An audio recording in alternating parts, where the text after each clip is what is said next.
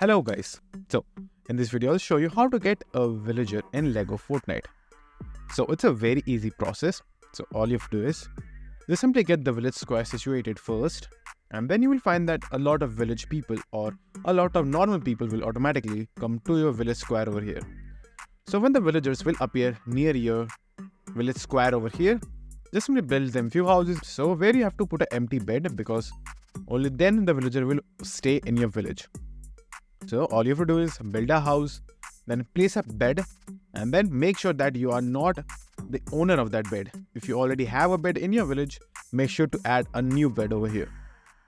As you can see right over here, you will have an option of assign to bed. And then over here you will have the option of your bed, and then you will have the name of the person who you want to assign the bed to. But make sure that you don't assign to yourself. And if you have to, just simply make another bed. So just simply make another bed somewhere around here,